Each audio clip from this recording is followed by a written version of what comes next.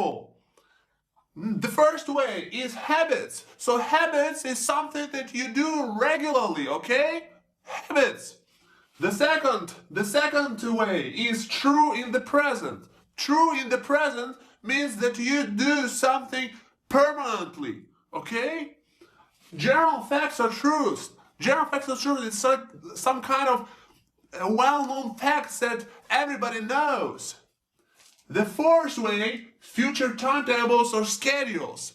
It's a kind of schedules that you have some plans to do, alright, your schedules and timetables.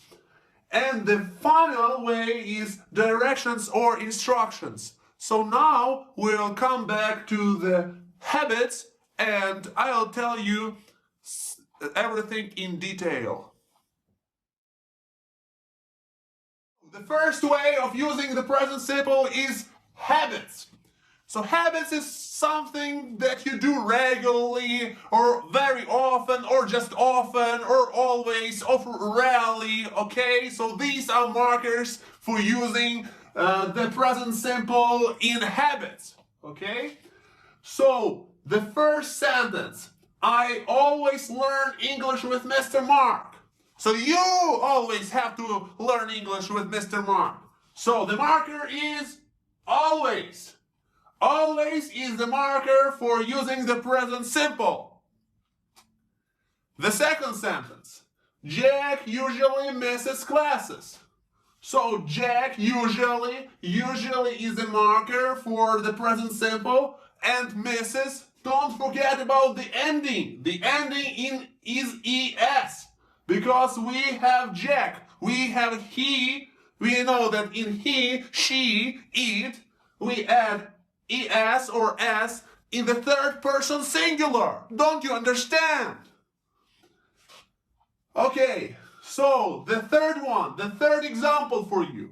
She often plays table tennis. I think you can play table tennis. Can you? Ha! So often is one more marker for using the present simple, okay? Plays, don't forget about the ending s in the verb. Okay, the fourth example is they rarely get up early. So rarely is the antonym to the word often, okay? So this is rarely. Underline this word rarely. Rarely, not often at all. It's rarely, it's seldom, okay? But you don't get up early, do you? We go to work at 8 a.m. every day. So every day, every week, every month, we go to work at 8 a.m. Okay? It doesn't matter. Every day. So every day is one more marker for using the present simple. And the final example. You never listen to me. It's true, you never listen to me. Okay? So never is the final example, final marker for the present simple. So these are 5 examples of habits. So let's continue. So the second way of using the present simple is true in the present. It's a permanent situation. Permanent situation at present. Okay, so for example, John lives on the Wall Street. The Wall Street is a street in New York. So he is a wolf in the Wall Street, alright? So here we have the ending s because it's the third person singular. The second example, they work for Google. Do you work for Google? No! Why? Because you don't know the present simple. Okay, and the final example. She is 90 years old and she is still teaching English. Can you imagine them? It's unbelievable. So, the third way of using the present simple is general facts or truths. It's something that you know, everybody knows. It's a well-known fact, okay? So, for example, the Earth goes around the sun. Not the sun goes around the earth like you think. The earth goes around the sun. So, ES. ES is the ending because it's the third person singular, right? The next example. The sun sets in the west, not in the east as you think. Everybody knows this, except you guys. Just kidding, okay? Let's continue. When you heat metal, it melts. Everybody knows this. This is a well-known fact. It's obvious. It's clear, alright? And the final example, water. You know what the water is, right? Not the fire, water.